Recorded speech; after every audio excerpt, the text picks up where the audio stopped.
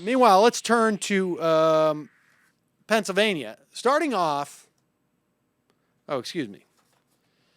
We'll get to that part of Pennsylvania, the one where charter schools, or at least a charter school mogul in the Pennsylvania area, Philadelphia area, now charged and found guilty in massive fraud.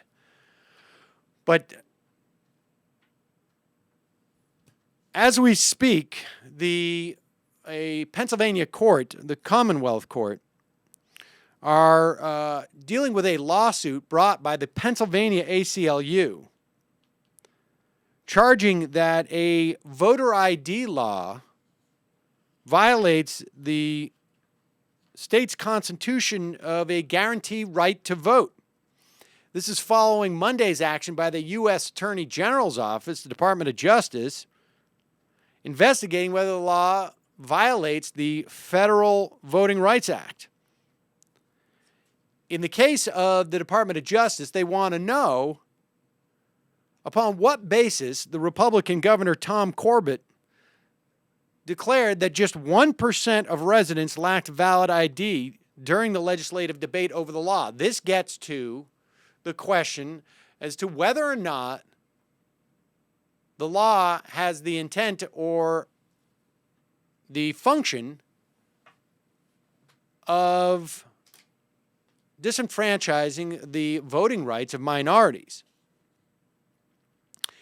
And it turns out that the Corbett administration pulled this 1% figure out of their collective arses. Or perhaps the administration has one arse. It's not. I'm not clear on that. We will do some research in determining how many arses they have in Pennsylvania. But it turns out that as of the other day, well, there are several now reports as to just how many voters would be disenfranchised. According to estimates from the Secretary of State,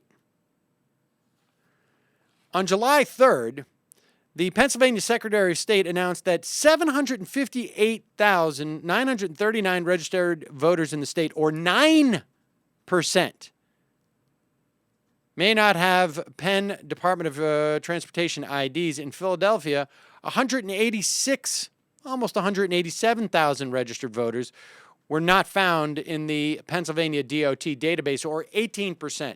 Now, you will recall that Mike Turzai, the majority leader in the Pennsylvania House, said to a bunch of partisans there that the Republicans' push for a voter ID law is, quote, gonna allow Governor Romney to win the state of Pennsylvania. Incidentally, that's not a valid reason to impose a voter ID law. So that it benefits one candidate is not a valid reason. So you ask, well, what could be a valid reason? Well, one valid reason would be that there's a problem. People are pretending to be other people. People are attempting to commit voter fraud in such numbers that it would impair the integrity of a vote in Pennsylvania. However, in filing or in defending themselves against this lawsuit from the ACLU in Pennsylvania, the state of Pennsylvania has formally acknowledged that there has been no reported in-person voter fraud in Pennsylvania, that there isn't likely to be any in November, and there, quote, have been no investigations or prosecutions of in-person voter fraud in Pennsylvania, and the parties do not have direct personal knowledge of any such investigations or prosecutions in other states. In other words, we've never had a conviction. We've never had an investigation that we're aware of. We don't anticipate investigating. In other words, there is no issue here.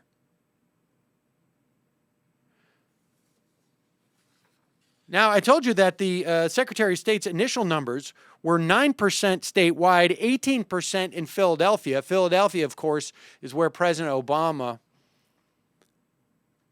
will win the election in Pennsylvania because he will get such overwhelming numbers in Philadelphia. Unless, of course, Mike Turzai is right and their law will allow, quote, allow Governor Romney to win the state of Pennsylvania. Now, however, the number of Pennsylvanians, as reported by the city paper in Philadelphia, who may not have photo identification, could have doubled at least to 1.6 million registered voters, or 20% of Pennsylvania voters, 43% of voters in Philadelphia. Because new data obtained by city paper shows that that many more people have not renewed their licenses, and you can't go in with an expired license. So you're looking at disenfranchising 1/5 of the population in Pennsylvania, of the registered voters already in Pennsylvania, and perhaps 43% in the city of Philadelphia. And the reason is because, according to the state of Pennsylvania, there have been no investigations or prosecutions of in-person voter fraud in Pennsylvania, and the parties do not have direct personal knowledge of any such investigations or prosecutions in other states. Pennsylvania will not offer any evidence in this action that in-person voter fraud is in fact occurred in Pennsylvania and elsewhere, or even argue, quote, that in-person voter fraud is likely to occur in November 2012 in the absence of the photo ID law. In other words, what the state of Pennsylvania is admitting is that we got no reason to do this.